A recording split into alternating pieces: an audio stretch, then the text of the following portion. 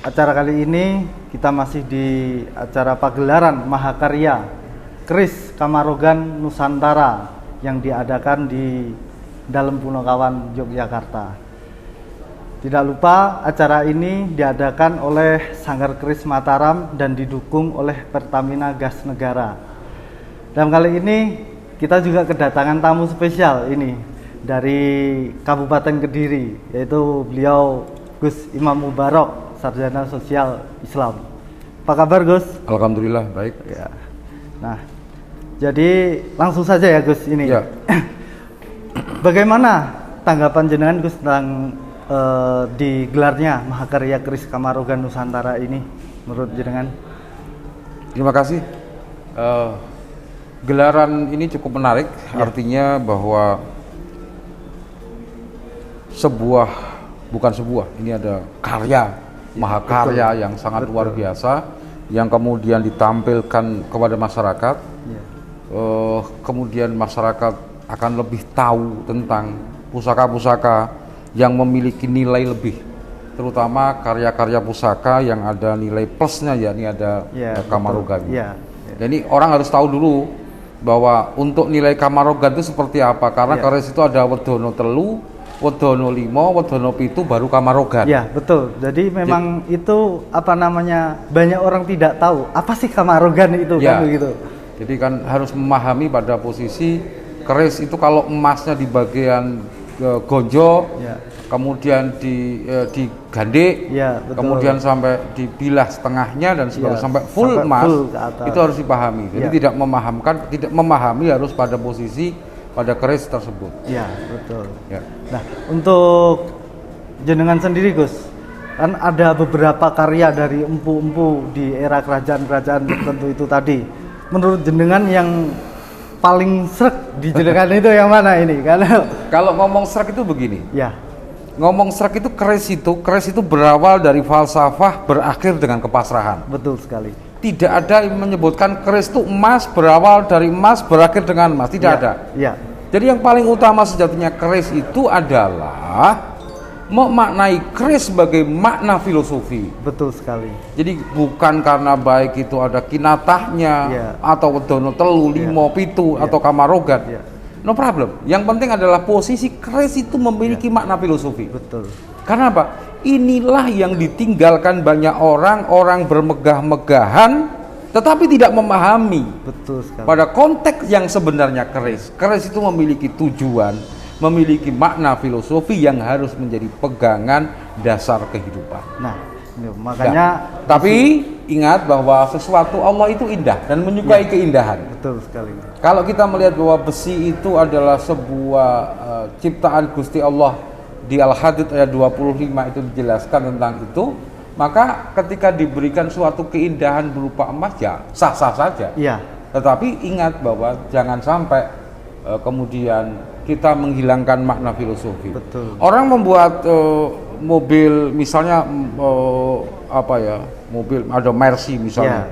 Mercy terbagus itu kira-kira seperti apa?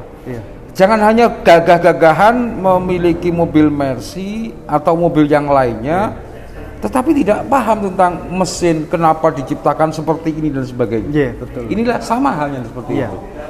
Maka di pameran itu pun ada jargon kita itu Gus, keris sebagai simbol dan identitas itu dan seperti itu. Tidak hanya simbol identitas tetapi makna filosofi itu yang penting. Betul sekali. Dan untuk saat ini kondisi untuk pelaku perkerisan itu bagaimana Gus? Maksudnya pelaku perkerisan dalam konteks apakah dalam di dunia perkerisan? Alhamdulillah regenerasi perkerisan ini sudah cukup lumayan bagus. Artinya bahwa anak-anak muda lebih banyak selain nilai plus konteks investasi, bahwa anak-anak muda, kalangan anak muda ini sudah mulai gendeng keris. Karena konteks gendeng keris itu adalah angel tambahan nih. Jadi inilah yang harus terus dipupuk, tapi jangan lupa memberikan kepahaman yang tua, yang lebih tahu dulu, harus memberikan kepahaman kepada generasi muda. Betul sekali, karena memang anak-anak muda sekarang itu, apalagi di era seperti ini Gus, era teknologi itu semakin canggih, itu lupa dia itu akan, kalau kita itu banyak akan budaya. Ya. Salah satunya di keris itu tadi. Karena di proses di Undang-Undang Nomor 5 Tahun 2017 tentang pemajuan kebudayaan, ada 10 objek kemajuan kebudayaan. Ya. Ada yang dinamakan pengetahuan tradisional dan teknologi tradisional. Betul. Teknologi tradisional itu memuat dalam konteks di itu tadi. Ya. Di Undang-Undang 11 tahun 2010 tentang cagar budaya, di Peraturan Pemerintah Nomor 1 tahun 2022 juga mengatur tentang itu. Ya. Artinya seluruh kegiatan yang menyangkut tentang kebudayaan itu adalah menjadi tanggung jawab kita semua. Ya. Tidak hanya orang per orang, tidak hanya pemerintah, Ya. tidak hanya kelompok dan sebagainya, tapi menjadi kewajiban bersama bagaimana kita memberikan sebuah gambaran bahwa nenek moyang kita itu cukup luar biasa. Betul sekali. Nenek moyang kita memiliki keahlian, memberikan pesan-pesan makna filosofi itu sangat luar biasa dengan berbagai cara yang beliau lakukan. Betul. Nah, untuk Gus Barok sendiri, apa harapannya ke depannya untuk dunia perkerisan itu? Dunia perkerisan saya berharap ke depan semakin maju, terutama dalam hal edukasi. Ya. Edukasi, jangan sampai kemudian orang yang tidak paham kemudian disasarkan atau dijelomprong nih. Iya, betul. Sehingga mereka ketika sudah baru tahu kemudian sakit hati gara-gara sesuatu yang tidak benar. Iya. Itu yang diharapkan, bahwa terus memberikan edukasi kepada generasi muda secara terus menerus, kepada terutama kepada keluarga kita. Jangan kepada orang lain, tapi keluarga kita sendiri. Gitu, luang lingkup kita sendiri harus kita perkuat. Karena dimulai dari lingkup itu tadi, akhirnya kita melebar. Itu tadi. Oke. Ya. Terima kasih Gus atas waktunya.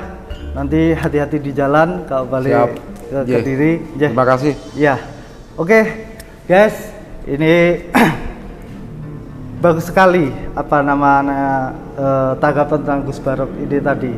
Dan saya sebagai moderator di sini dari Sanggar Keris Mataram mengucapkan Assalamualaikum warahmatullahi wabarakatuh. Waalaikumsalam warahmatullahi wabarakatuh.